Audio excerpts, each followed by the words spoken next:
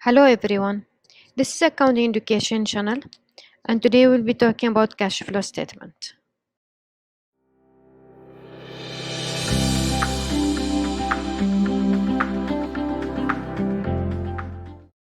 Cash flow statement is one of the three main financial statements.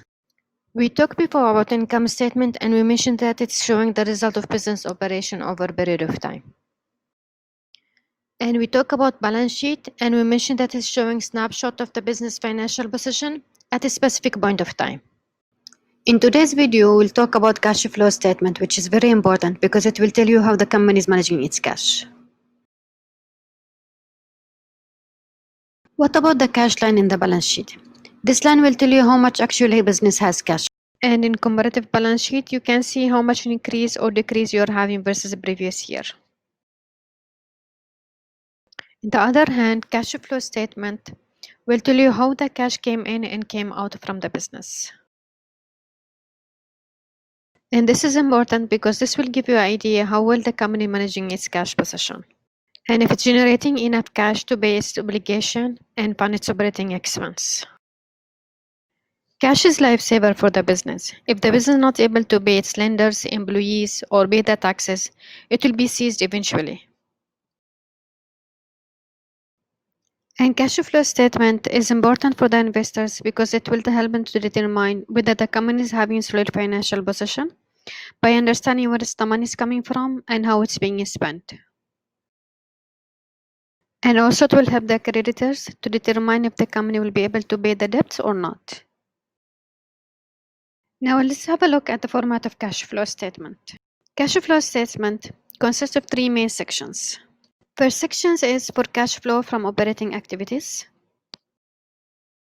Second section is cash flows from investing activities.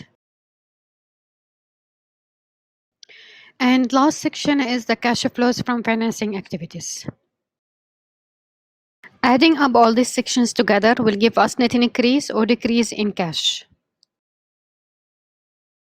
Now in order to reach to our end of the period cash, we just simply add our cash from the beginning of the period. To prepare a cash flow statement, we can follow two methods. Direct method and indirect method. And the difference between both of them is how we are reaching to our cash flows from operating activities. Let's talk about direct method.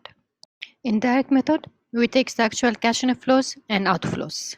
So in order to reach to cash flow from operating, we take the cash receipt, then deduct cash payments, we deduct the interest and the taxation. This is a straightforward method and it's easy to understand, and it is acceptable in IFRS and US GAAP. However, it's time consuming, especially for big companies. In the indirect method, on the other hand, we start from net income, then we go for different adjustment to reach the cash flow from operating activities. This method is easy to prepare and it's also acceptable in IFRS and US GAAP and is being used by most of the companies. And in this video, we'll talk more about indirect method. To understand more about the indirect method, we recall some information about accrual accounting. If you remember, we said that revenue will be recorded when it's earned and expense will be recorded when it's incurred. And accordingly, income is not equal to cash. So in order to reach to cash from operation, we'll start from net income from a P&L statement and we'll base different adjustments. And we'll be discussing the most common one. First one is depreciation amortization. When we are recording the accounting entry for depreciation, we debit depreciation and credit fixed asset, and accordingly there is no cash involved. So our first adjustment is to add back the depreciation and amortization to the net income. Second one is the gain or loss from sale of asset. Now let's take an example and say that we are having a machine at book value of 5,000 and we are not going to use it anymore and we decide to sell it for 6,000. So the income statement will show a gain of 1,000. However, the cash flow statement should show the full money we have received. So we'll be taking out the impact of the gain and we will reduce it from the net income. As for the money we receive it from the sales, it will be recorded in the cash flow from investing activities. Our next adjustment is related to working capital.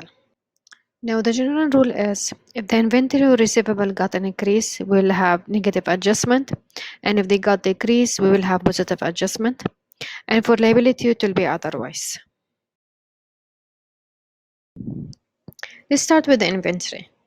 Let's say that our last year balance was 120 and this year we are having 150. So the inventory got an increase by 30. And this additional inventory is not part of the net income because we did not sell yet. However, we paid for it. So we need to pass negative adjustment to reflect the cash.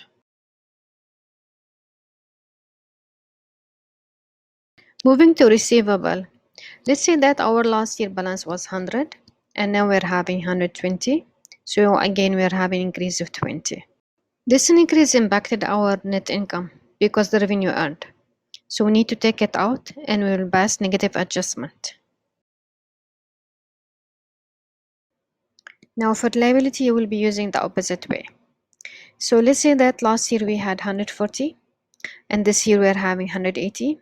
So we have an increase in payable of 40.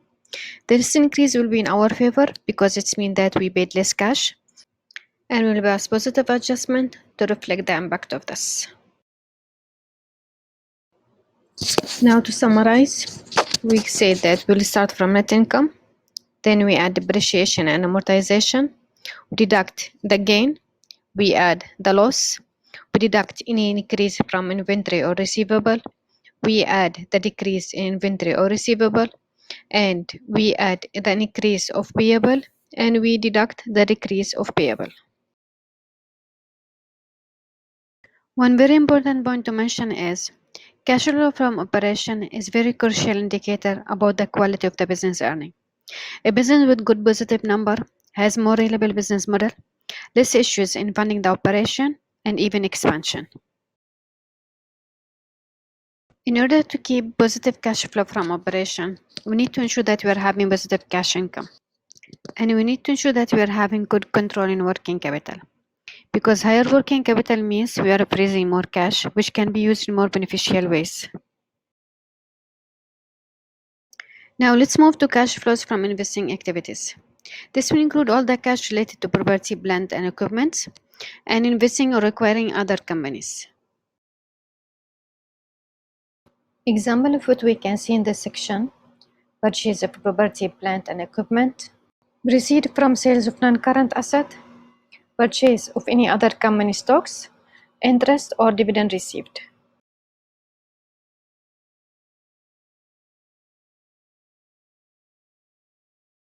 Cash flows from financing activities will include the cash related to raising money or repaying capital or loans.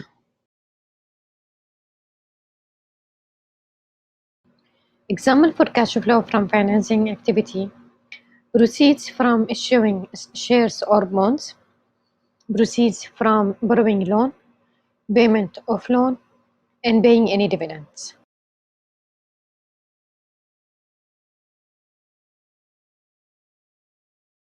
When we add the cash flows from operating, investing, and financing activities together, we reach to the net increase or decrease in cash, which is also equal to the difference between cash at the beginning of the period and cash at the end of the period.